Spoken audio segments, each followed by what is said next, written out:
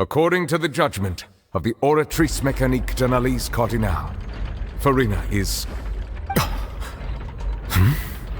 Well, what's wrong? What's the Oratrice's verdict?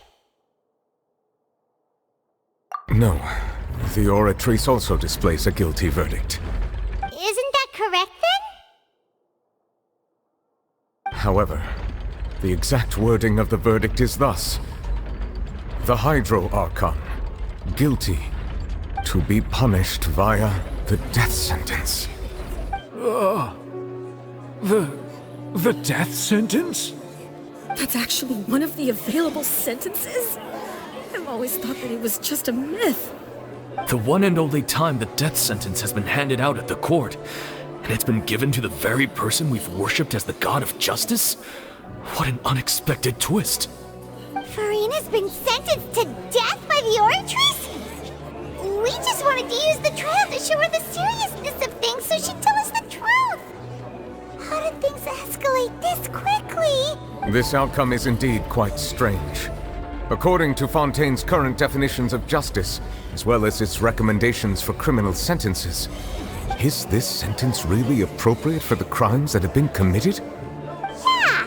Even Fauché wasn't sentenced to death by the Oratrice. You know, the real evil mastermind behind the serial disappearances case. Indeed.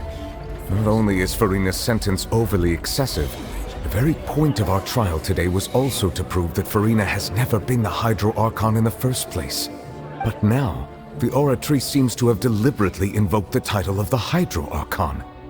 What does this mean?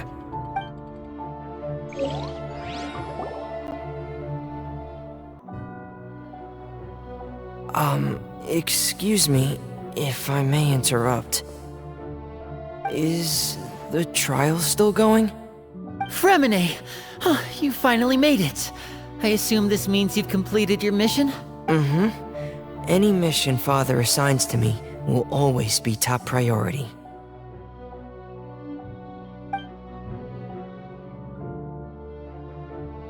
Is that the first prophecy slate?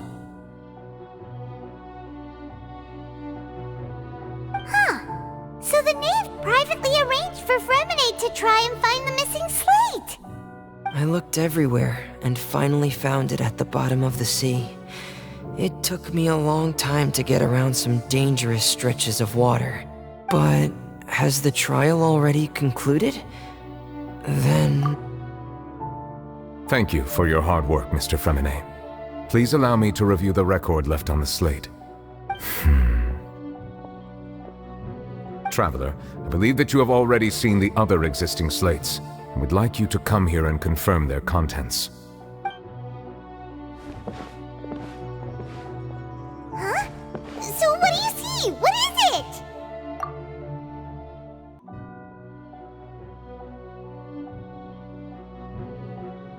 I believe I have now made sense of the Hydro Archon's crime. It has to do with Fontaine's lost history. Archon just guilty of deceiving her people? Oh, wait, no, that's Farina, and we've already proven that she's not the Hydro Archon. So when you say Hydro Archon, do you mean the real Hydro Archon we've been kinda talking about? In truth, everything that you've encountered in Fontaine up until this point can be traced back to the contents of these stone slates. However, I'm uncertain as to how much sense they currently make to you. Okay. Let's try to recall the contents of the other 3 stone slates. Paimon!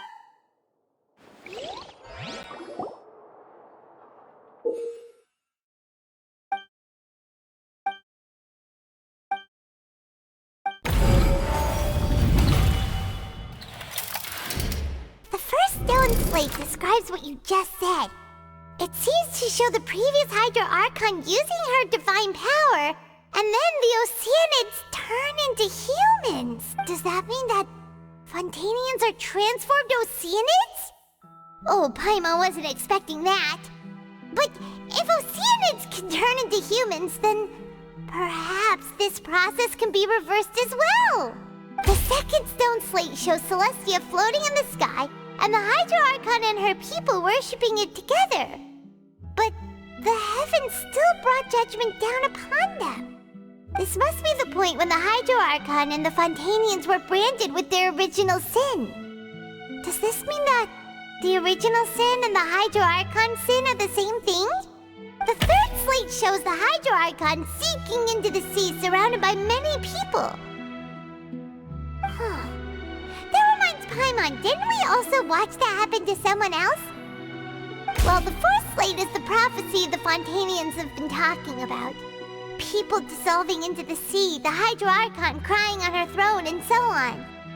We didn't believe that such a crazy disaster could happen at first, did we? But after that incident, it was just a question of when and not if.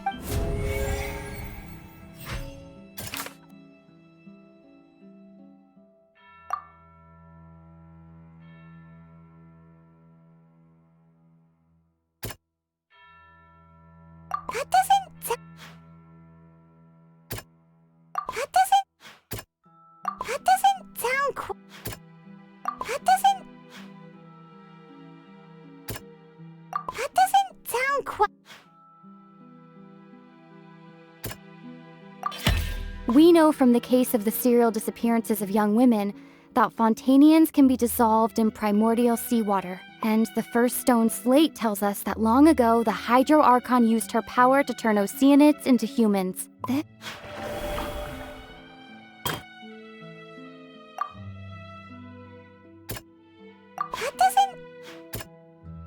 doesn't sound quite...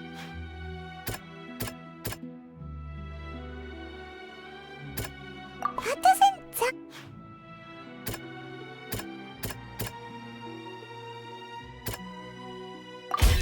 Perhaps what is about to take place has all happened before. The true sin of the Hydro Archon that Nervilette mentioned, and the original sin cast down on the people of Fontaine by Celestia, as recorded on the stone slates.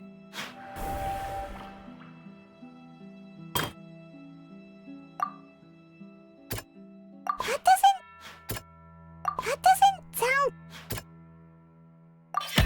It's not as simple as falling into the sea. When Navia fell into the sea, her consciousness was subjected to judgment. The stone slates show the people gathered around the Hydro Archon in the sea. Could that...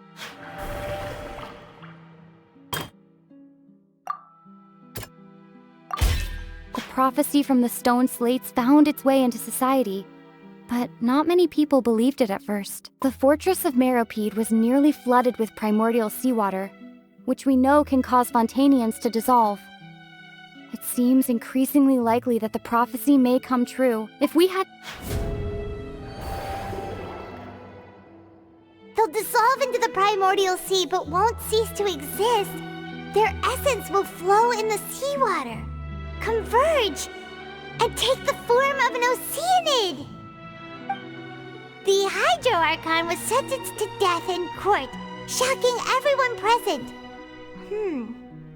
Perhaps this means that her sin was actually Fontaine's original sin. Navia fell into the water inside those ruins, and she nearly dissolved. She was surrounded by the people of Poisson in a court within her consciousness, and was forced to take part in a trial meant to make her stay. The eruption of the primordial sea at the fortress of Meropide was the surest sign that the prophecy was about to come to pass no matter what. The prophecy's contents can all be verified by recent events. If we combine what we know together, loads of truths should come to light.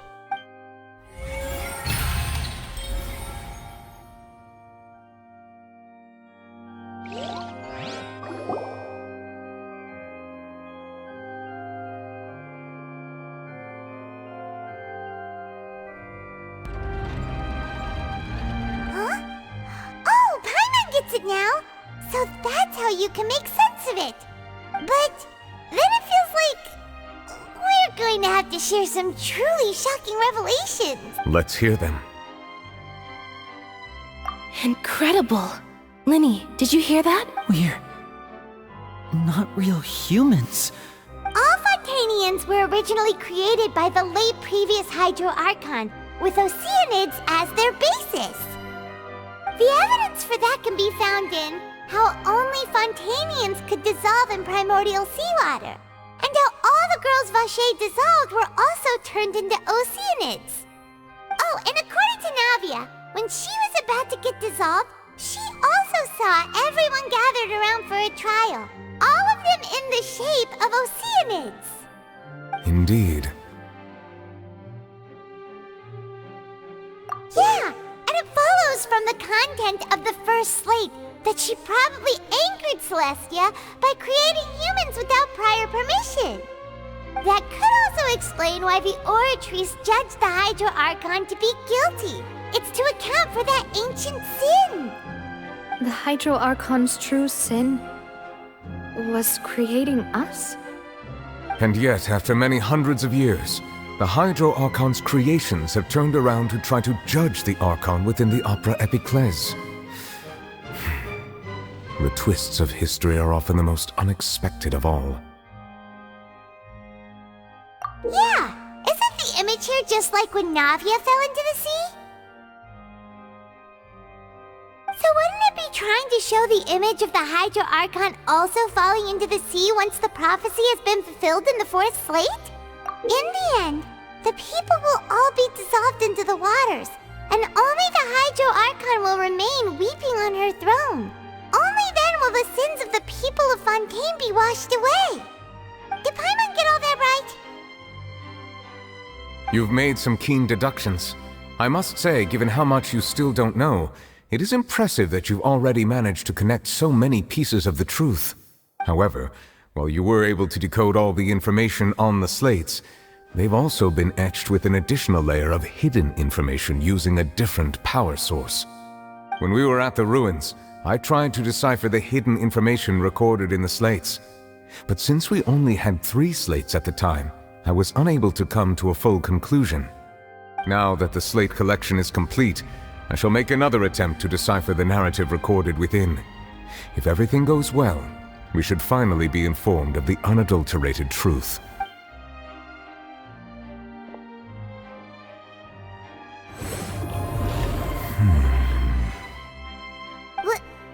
Well? Did you get it? I believe I should share this truth not only with you, but with all the people of Fontaine as well. I will try to briefly summarize it for you. Your hypotheses regarding the origin of Fontainians and the sin of the Hydro Archon were both correct. In the Fontaine of old, the previous Hydro Archon sensed the yearning of her Oceanid familiars for life on land.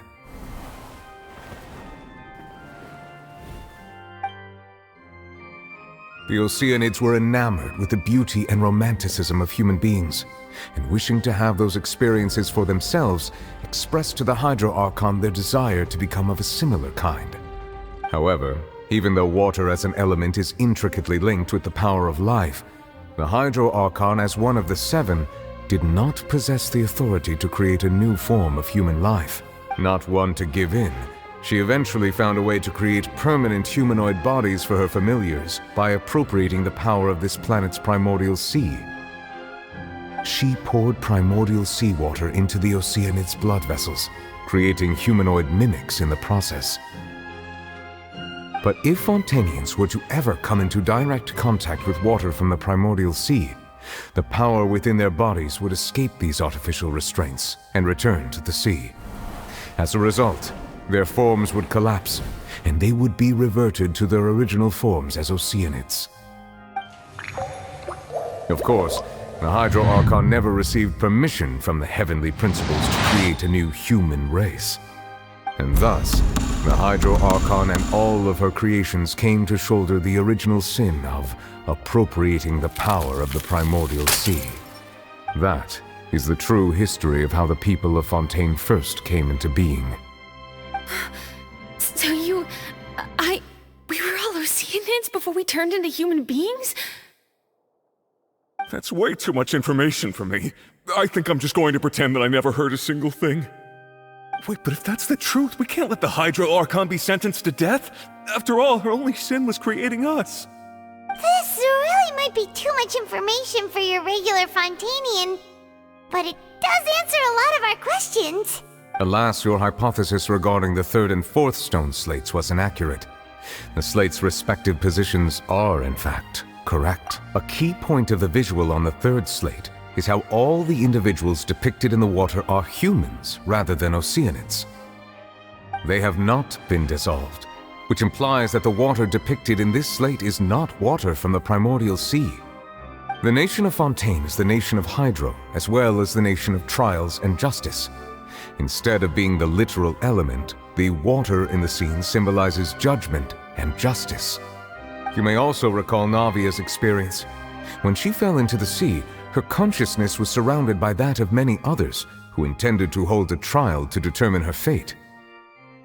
Therefore, the meaning of the third slate is that the people of Fontaine shall try the Hydro Archon at the court of justice. Yes, it refers to our present situation. I think I'm following now. So, what you're saying is, even though we decided to put on this trial to avoid fulfilling the prophecy, in truth, everything we've done has happened exactly as the prophecy foretold.